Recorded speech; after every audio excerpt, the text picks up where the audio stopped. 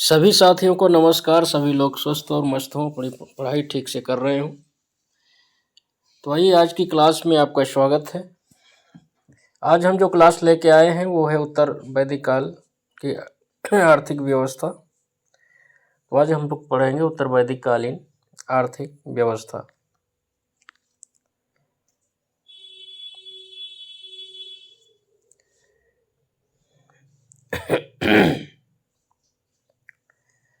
तो आइए देखते हैं।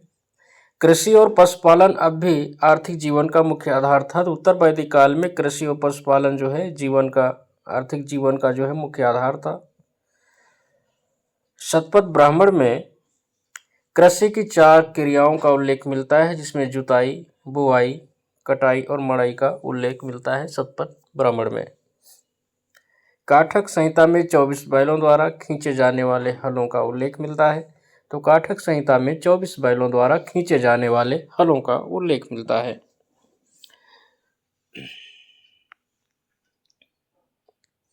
बासनेही संहिता में कई प्रकार के धान्यों का उल्लेख मिलता है। तो बासनेही संहिता में कई प्रकार के धान्यों का उल्लेख मिलता है। लोग खाद से परिचित थे, खेती में अपने खाद भी डालते थे। अथर्ववेद में पशुओं की प्रकृति खाद को मूल्यवान बताया गया है। तो अथर्ववेद में पशुओं की जो प्राकृतिक खाद है उसको मूल्यवान बताया गया है। बासहेनी संहिता में विभिन्न अन्नों को बोने का तथा पकाने का समय दिया गया है। तो बासहेनी संहिता जो है इसमें अन्नों को खेत में बोने और फिर पकने का समय दिया गया है। आगे देखिए,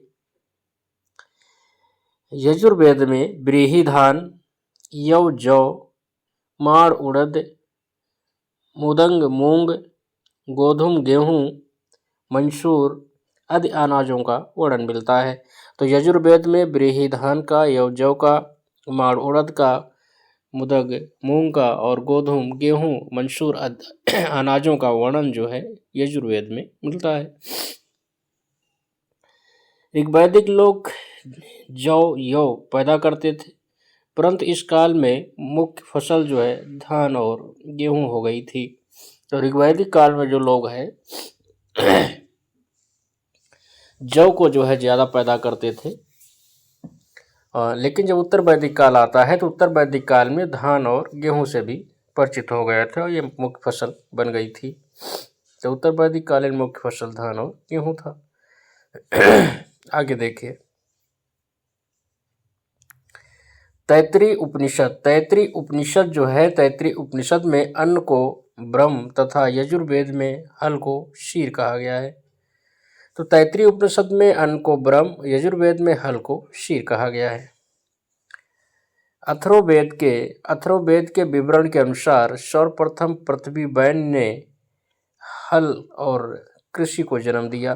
तो अथर्ववेद के विवरण के अनुसार सर्वप्रथम पृथ्वी बैन ने हल और कृषि को जन्म दिया था। आगे देखिए, अथर्ववेद का पृथ्वी सूक्त वैदिक राष्ट्रीय गीत है, जिसमें आर्य भूमि के प्रति अपनी दृढ़ शक्ति का प्रदर्शन किया गया है। तो अथर्ववेद का पृथ्वी सूक्त जो है इसमें वैदिक राष्ट्रीय गीत मिलता है। इसमें यज्ञ आर्य भूमि के प्रति अपनी सुदृढ़ शक्ति का प्रदर्शन है।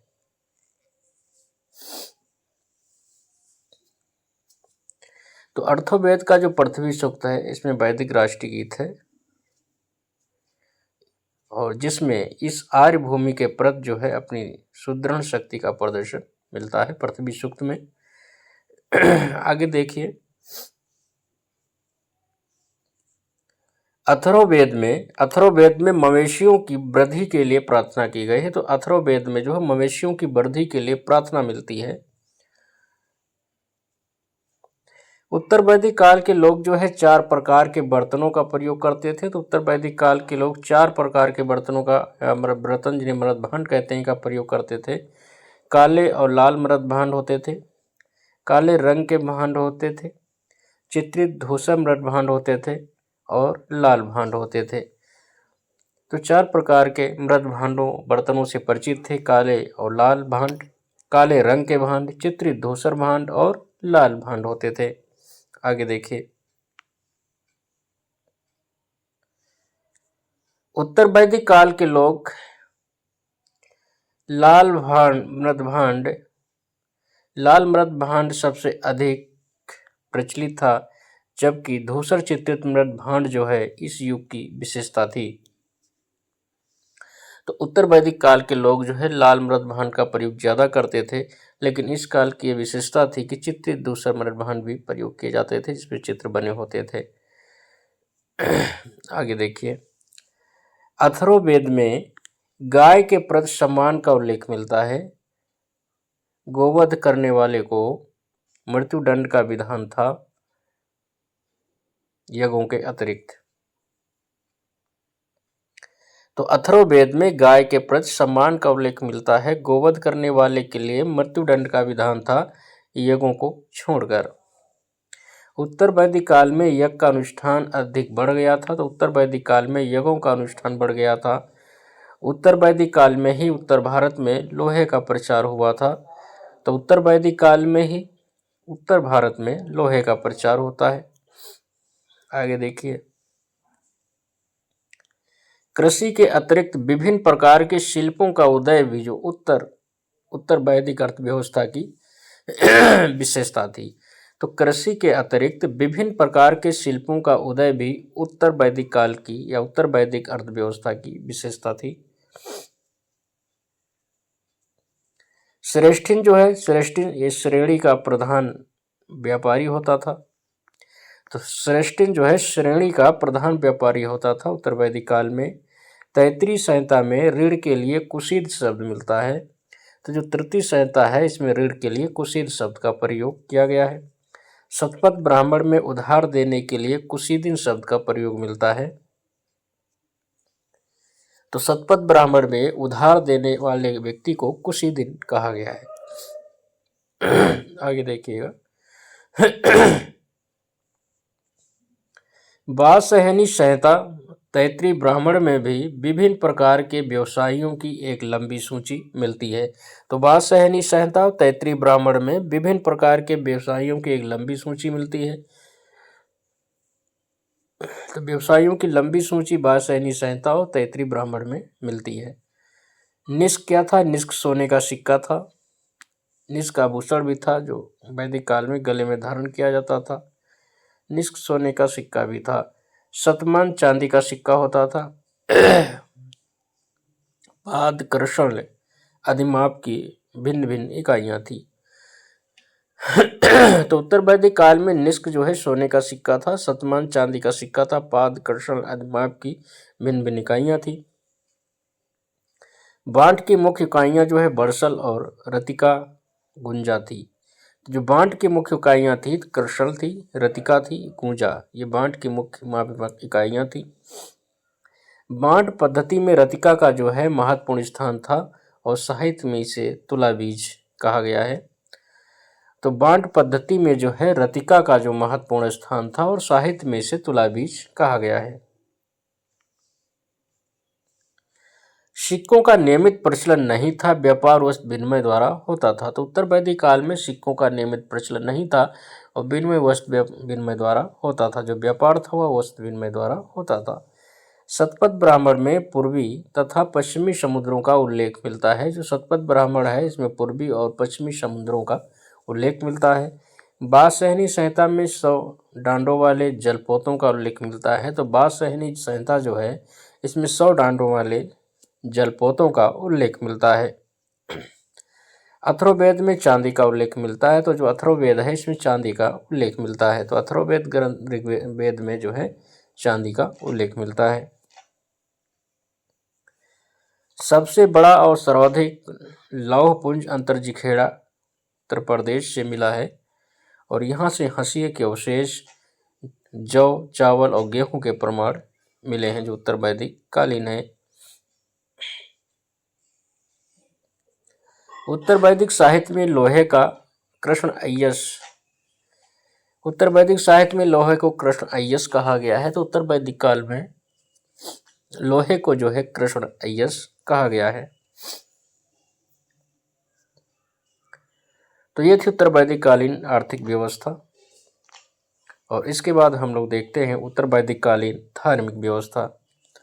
तो उत्तर वैदिक कालीन धार्मिक व्यवस्था, उत्तर वैदिक काल में धर्म और दर्शन के क्षेत्र में महत्वपूर्ण परिवर्तन हुए थे। तो उत्तर वैदिक काल में धर्म और दर्शन के क्षेत्र में जो है महत्वपूर्ण परिवर्तन होते हैं। ऋग्वैदिक काल के अगेन वरुण इंद्र का स्थान अब प्रजापति विष्णु एवं रुद्र शिव ने ले लिया था। तो ऋग्वैदिक काल में जो अगिन वरुण इंद्र थे इनका प्रमुख स्थान था। अब उत्तर वैदिक काल में इनका स्थान प्रजापति विष्णु एवं रुद्र शिव ने ले लिया था। आगे देखिए, उत्तर वैदिक काल में विष्णु को सर्व संरक्षक के रूप में पूजा जाता था। तो उत्तर वैदिक काल में विष्णु को सर्व संरक्षक के रूप में पूजा जाता था। उत्तर वैदिक काल में प्रजापति जो कि देवकुल में सृष्टि के निर्माता थे को सर्वोच्च स्थान मिला था। तो उत्तर वैदिक काल में प्रजापति जो देवकुल में सृष्टि के निर्माता थे वो सर्वोच्च स्थान मिला। उत्तर वैदिक काल में रुद्र का स्थान शिव ने ले लिया था। तो उत्तर वैदिक काल में रुद्र का स्थान शिव ने ले लिया था। पूषण जो है पशुओं के देवता थे और इस काल में शूद्रों के देवता बन गए थे। तो पूषण जो है पशुओं के देवता थे, उत्तर वैदिक काल में शूद्रों के देवता बन गए थे। उत्तर वैदिक काल में ही संभवतः मूर्ति पूजा शुरू हुई थी। तो उत्तर वैदिक काल में ही संभवतः जो है मूर्ति पूजा शुरू हुई थी।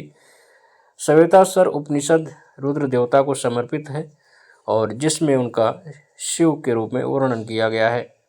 तो श्वेताश्वर उपनिषद जो है ये रुद्र देवता को समर्पित है और इसमें शिव का वर्णन मिलता है। आगे देखिए, तो उत्तर वैदिक काल में यज्ञ विधि विधान विस्तृत और जटिल हो गए थे। तो उत्तर वैदिक काल में जो यज्ञ विधि विधान थे वो जटिल और विस्तृत हो गए थे। उत्तर वैदिक काल में यज्ञों में पशु बलि को प्राथमिकता दी गई थी। तो उत्तर वैदिक काल में यज्ञों में पशु बलि को प्रधानता दी गई थी। उत्तर वैदिक काल में राजसूय यज्ञ जो है राजकीय यज्ञों में सर्वाधिक प्रसिद्ध और महत्वपूर्ण था। तो उत्तर वैदिक काल में अश्वमेध जो यज्ञ जो है राजकीय यज्ञों में सर्वाधिक प्रसिद्ध और महत्वपूर्ण हो गया था।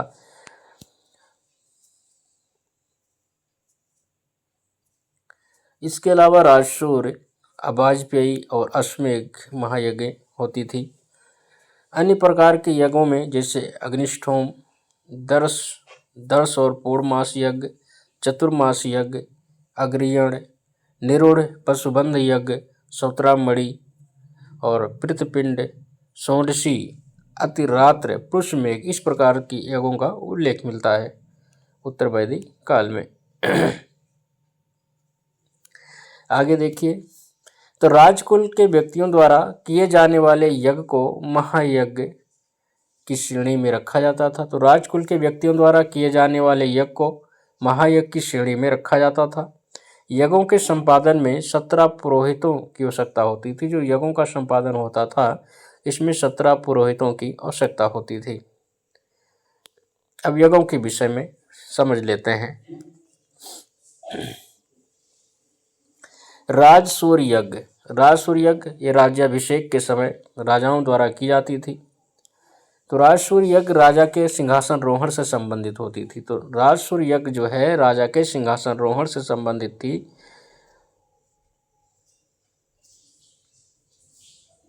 और इसे अभिषेक की समाप्ति पर किया जाता था।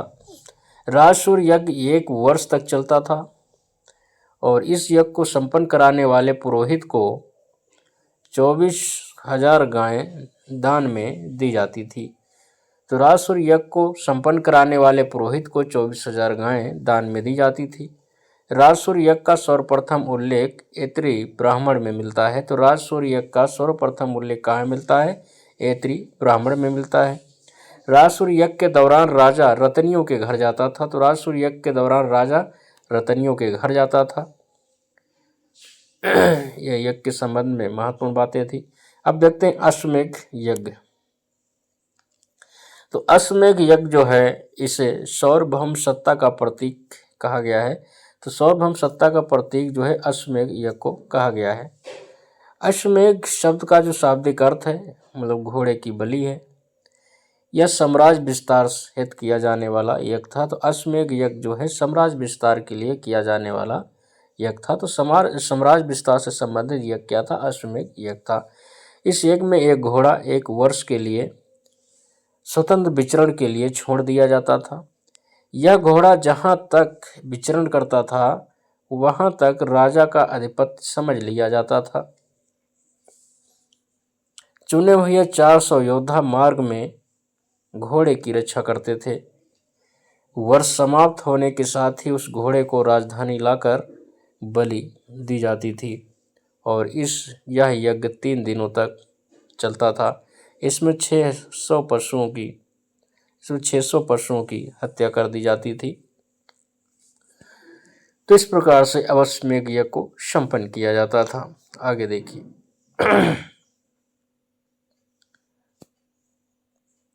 अश्वमेध यज्ञ जो है यह महात्मा बुद्ध के विरोध के कारण कुछ समय के लिए बंद रहा और पुष्यमित्र शुंग के द्वारा इस परंपरा को पुनः शुरू किया गया था।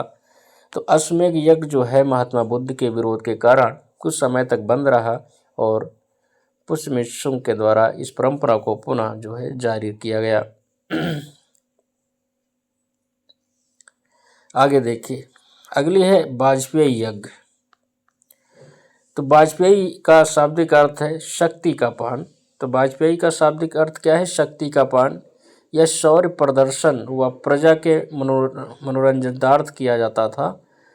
तो वाजपेयी यज्ञ जो है ये शक्ति या शौर्य प्रदर्शन और प्रजा के जो है मनोरंजनार्थ किया जाने वाला यज्ञ था।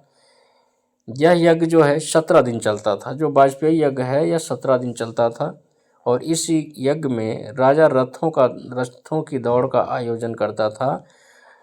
तो किस यज्ञ में राजा रथों की दौड़ का आयोजन करता था? तो वाजपेयी यज्ञ में राजा जो है रथों की दौड़ का आयोजन करता था। आगे देखिए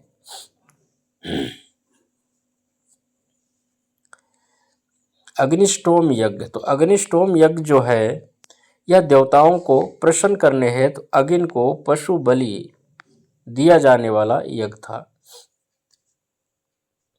तो अग्निष्टोम यज्ञ जो है यह देवताओं को प्रसन्न करने हेतु अग्नि को पशु बलि दिया जाने वाला यज्ञ था। अग्निष्टोम यज्ञ यह 5 दिन तक चलता था और इसमें 11 पशुओं की बलि दी जाती थी। इसमें 12 शस्त्रों का प्रयोग किया जाता था। तो अग्निष्टोम यज्ञ में पशु बलि दिया जाता था। यह 5 दिनों तक चलती थी और इसमें 11 पशुओं की बलि दी जाती थी। इसमें 12 शस्त्रों का प्रयोग किया जाता था।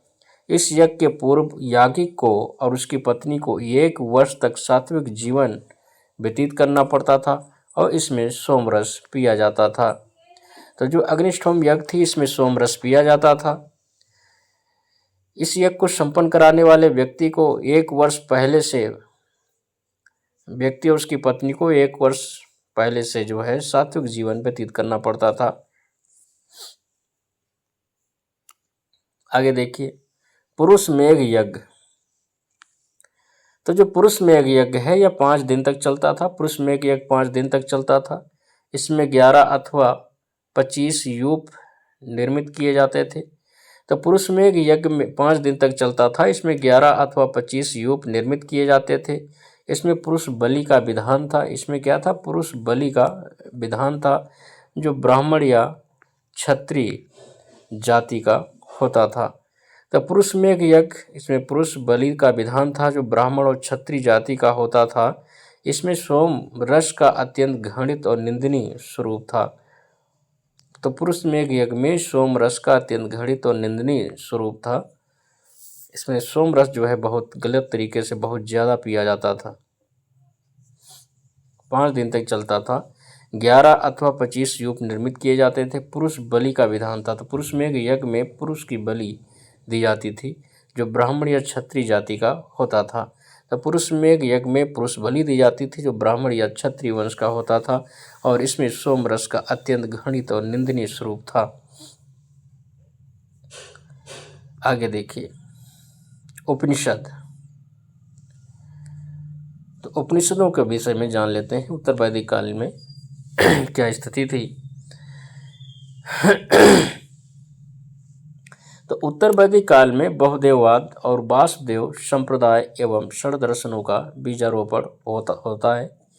तो उपनिषद काल में जो है उपनिषदों के समय में जो उत्तर वैदिक काल के हैं, इसमें बहुदेववाद, वासुदेव संप्रदाय का उदय होता है, षड दर्शनों का बीजारोपण होता है। उपनिषदों में स्पष्टता यज्ञों तथा कर्म कांडों की निंदा की गई है तथा ब्रह्म की एकमात्र सत्ता को स्वीकार किया गया है। तो जो उपनिषद हैं, उपनिषदों में यज्ञों तथा कर्मकांडों की निंदा की गई है तथा ब्रह्म की एकमात्र सत्ता जो है इसमें स्वीकार की गई है। उपनिषदों को भारतीय दर्शन का स्रोत अथवा पिता माना जाता है। तो जो उपनिषद हैं, इनको भारतीय दर्शन का स्रोत अथवा पिता माना जाता है। उपनिषदों की संख्या जो है, ये उपनिषदों की संख्या 108 है। ये वेदों से संबंधित हैं। सामवेद से संबंधित छंदोग उपनिषद में तत्वमसि का प्रथम उल्लेख मिलता है। तो सामवेद से संबंधित छंदोग उपनिषद में तत्वमसि का प्रथम उल्लेख मिलता है। बृहदारण्यक उपनिषद में अश्वमेध यज्ञ की विवेचना की गई है। तो बृहदारण्यक उपनिषद जो है, इसमें अश्वमेध यज्ञ की विवेचना की गई है। साधक अपने शरीर में संपूर्ण अश्वमेध यज्ञ की कल्पना कर सकता है। साधक जो है अपने शरीर में संपूर्ण अश्वमेध की कल्पना कर सकता है। तो इस बात का इसमें उल्लेख है। तो बृहदारण्यक उपनिषद में अश्वमेध यज्ञ की विवेचना मिलती है। तत्वमसि का प्रथम उल्लेख जो है छंदोग उपनिषद में ही मिलता है। कठोपनिषद में यम तथा नचिकेता का संवाद मिलता है। तो कठोपनिषद में जो है यम और नचिकेता का संवाद मिलता है। यम ने नचिकेता को अध्यात्म तत्व की शिक्षा दी थी। तो यमराज ने नचिकेता को अध्यात्म तत्व की शिक्षा दी थी। इस बात का उल्लेख कठोपनिषद में मिलता है। भारत का जो राष्ट्रीय आदर्श वाक्य सत्यमेव जयते है, इसे मुंडकोपनिषद से लिया गया है। तो भारत का राष्ट्रीय आदर्श वाक्य सत्यमेव जयते, इसे मुंडकोपनिषद से लिया गया है। आगे देखिए, श्वेतास्वर उपनिषद रुद्र देवता को समर्पित है। जो श्वेतास्वर उपनिषद है, ये रुद्र देवता को समर्पित है और जिसमें उनका शिव के रूप में वर्णन मिलता है। तो श्वेतास्वर उपनिषद रुद्र देवता को समर्पित है और जिसमें उनका शिव के रूप में वर्णन मिलता है। आगे देखिए, छंदोग उपनिषद। तो जो छंदोग उपनिषद है, छंदोग उपनिषद में शिव पुराण को स्पष्ट रूप से पंचम वेद कहा गया है। तो छंदोग उपनिषद में शिव पुराण को पंचम वेद कहा गया है। आगे देखिए, बृहदारण्यकोपनिषद। बृहदारण्यकोपनिषद में याज्ञवल्क्य गार्गी संवाद मिलता है। तो बृहदारण्यकोपनिषद में याज्ञवल्क्य गार्गी संवाद मिलता है, राजा जनक की सभा से संबंधित है। तो याज्ञवल्क्य गार्गी संवाद क्या है? ये राजा जनक की सभा से संबंधित है और इसमें विवरण मिलता है। आगे देखिए, छंदोग उपनिषद। छंदोग उपनिषद में श्वेत केतु अरुण उद्दालक पिता पुत्र का संवाद मिलता है। तो छंदोग उपनिषद में श्वेत केतु और अरुणी उद्दालक जो पिता पुत्र हैं, इनके बीच जो है संवाद मिलता है। छंदोग उपनिषद में 3 आश्रमों का सर्वप्रथम उल्लेख मिलता है। तो जो छंदोग उपनिषद है, इसमें 3 आश्रमों का सर्वप्रथम उल्लेख मिलता है। जबालोपनिषद में 4 आश्रमों का सर्वप्रथम उल्लेख मिलता है। तो जो जबालोपनिषद है, इसमें 4 आश्रमों का उल्लेख मिलता है। ईशोपनिषद जो है, ईशोपनिषद, इसमें निष्कर्म सिद्धांत का प्रथम प्रतिपादन किया गया है। तो निष्काम कर्म सिद्धांत का प्रथम प्रतिपादन जो है ईशोपनिषद में मिलता है। तो निष्काम कर्म सिद्धांत का प्रथम प्रतिपादन जो है ईशोपनिषद में मिलता है। मुंडकोपनिषद। तो जो मुंडकोपनिषद है, यज्ञ एक ऐसी नौका है जिस पर भरोसा नहीं किया जा सकता। तो इस प्रकार के कथन या बात जो है मुंडकोपनिषद में मिलती है। मुंडकोपनिषद में कहा गया है कि यज्ञ एक ऐसी नौका है जिस पर भरोसा नहीं किया जा सकता। आगे देखिए, अस्तोमा सदगम्य। अस्तोमा सदगम्य वाक्य जो है ऋग्वेद से लिया गया है। तो अस्तोमा सदगम्य वाक्य जो है ऋग्वेद से लिया गया है। छंदोपनिषद में सर्वखलिंद ब्रह्म, सर्वखलिवंद ब्रह्म अर्थात ब्रह्मा ही सब कुछ है कहकर अद्वैतवाद की प्रतिष्ठा की गई है। तो छंदोपनिषद में जो है खलिवंदे ब्रह्म अर्थात ब्रह्म ही सब कुछ है कहकर अद्वैतवाद की प्रतिष्ठा की गई है। छंदोग उपनिषद में सत्य काम जबाल महेश गौतम संवाद मिलता है। जो छंदोग उपनिषद है इसमें सत्य काम जबाल और महेश गौतम के बीच संवाद मिलता है। तो सत्यकाम जबाल और महेश गौतम के बीच संवाद जो है छंदोग उपनिषद में ही मिलता है। बृहदारण्यक उपनिषद में एक प्रसिद्ध सूक्त मिलता है। तो बृहदारण्यक उपनिषद में प्रसिद्ध सूक्त मिलता है ऊँ अस्तोमा सदगमय तम सोमा ज्योतिर्गमय मृत्यु मार्तमर्थ गम्य ओम शक्ति ओम शांति ओम शांति। तो इस प्रकार से बृहदारण्यक उपनिषद में एक श्लोक मिलता है जो ओम अस्तोमा सदगम्य तम सोमा ज्योतिर्गम्य मृत्युर मात्र गम्य ओम शांति ओम शांति। तो इस प्रकार से जो है ये श्लोक जो है बृहदारण्यक उपनिषद में मिलता है। आगे देखिए आश्रम व्यवस्था। तो उत्तर वैदिक कालीन जो है उत्तर वैदिक काल में आश्रम व्यवस्था का विवरण है। तो आश्रम व्यवस्था को हम लोग देख लेते हैं। तो उत्तर वैदिक काल में आश्रम व्यवस्था स्थापित की गई थी। आश्रम का अर्थ था श्रम करने के बाद विश्राम करना। तो आश्रम का अर्थ क्या है? श्रम करने के बाद विश्राम करना, और इसे उत्तर वैदिक काल में स्थापित किया गया था। आगे देखिए तो सर्वप्रथम जबालोपनिषद में 4 प्रकार के आश्रम बताए गए हैं। आश्रमों का उल्लेख मिलता है जिसमें ब्रह्मचर्य आश्रम जो था जो 0 से 25 वर्ष की आयु में होता था और इसका कार्य था इस आयु में ज्ञान प्राप्त करना था, धर्म का कार्य करना था, और इसका आरंभ जो है उपनयन से और समापन जो है समावर्तन संस्कार से होता था। तो ब्रह्मचार्य जो संस्कार था इसका आरंभ उपनयन संस्कार से और इसका समापन जो है समावर्तन संस्कार से होता था। 0 से 25 वर्ष की आयु का व्यक्ति करता था। इसमें ज्ञान प्राप्ति की जाती थी और ये धर्म इसका जो पुरुषार्थ था वो धर्म था। दूसरा जो आश्रम था वो गृहस्थ था। ये 26 से 50 वर्ष की आयु में होता था। गृहस्थ ये सांसारिक जीवन से संबंधित था। इसमें व्यक्ति जो है गृहस्थ जीवन जीकर जो है अपने कार्यों को संपन्न करता था। गृहस्थ आश्रम का जो पुरुषार्थ था अर्थ और काम, पैसा कमाना और काम करना, श्रम करना, ये गृहस्थ संन्यास में आता था। और यह जो है गृहस्थ आश्रम जो है यह विवाह से आरंभ होता था। तो गृहस्थ आश्रम जो है विवाह से आरंभ होता था। आगे देखिए वनप्रस्थ आश्रम। तो वनप्रस्थ आश्रम जो है 51 वर्ष से 75 वर्ष की आयु में होता था। इसमें ईश्वर ध्यान किया जाता था और ये मोक्ष, इसका पुरुषार्थ क्या था? मोक्ष से संबंधित था और अंत्येष्टि मृत्यु जो है इसका संस्कार होता था इसमें। संन्यास आश्रम जो है ये 76 से 100 वर्ष की आयु तक था। इसमें संन्यास आश्रम मोक्ष तपस्या करता था व्यक्ति, उसका पुरुषार्थ मोक्ष प्राप्त करना था और अंतिम संस्कार जो उसका अंत्येष्टि होता था। तो इस प्रकार से ये 4 आश्रम हैं। आगे देखिए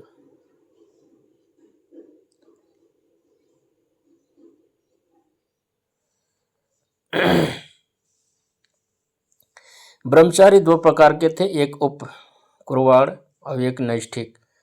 नैष्ठिक को अंतेवासी भी कहा जाता था। अध्ययन की समाप्ति के पश्चात ब्रह्मचारी जो है स्नातक कहलाता था। ब्रह्मचारी समवर्तन संस्कार कराने के बाद गृहस्थ आश्रम कर सकता था। जो ब्रह्मचारी होता था समावर्तन संस्कार कराने के बाद गृहस्थ आश्रम में रह सकता था।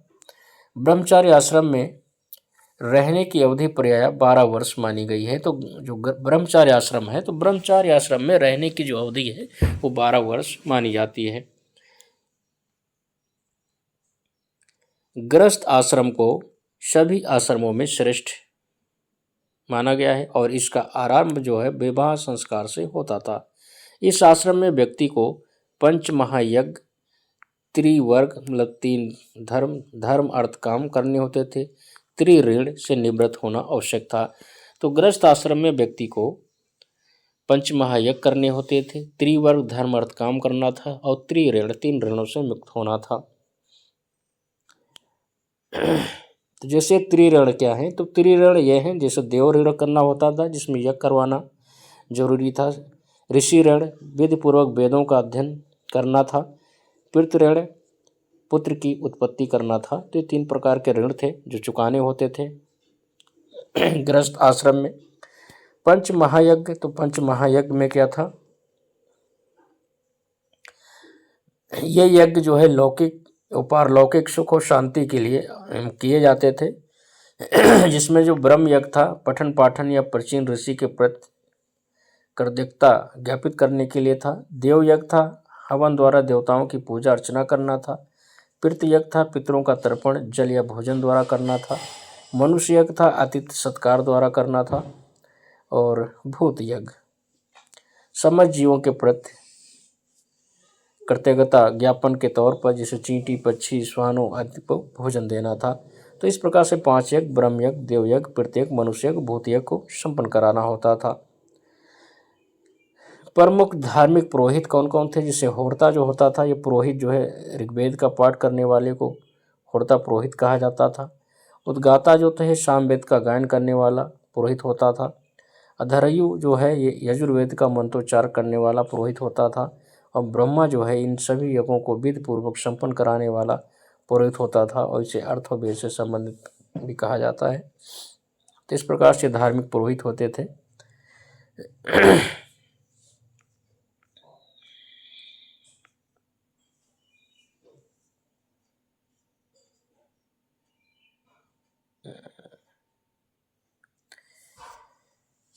तो आज की क्लास हम लोग यहीं तक रखते हैं और फिर हम लोग वेदांतों को अगली क्लास में कंप्लीट करेंगे। प्रमुख दर्शन है और वेदांत है। चरवाक दर्शन भी इसमें लिया गया है, लोम प्रतिलोम विवाह भी लिया गया है, विवाह संस्कार है, इसमें 16 संस्कारों को हम लोग अगली क्लास में कंप्लीट करेंगे।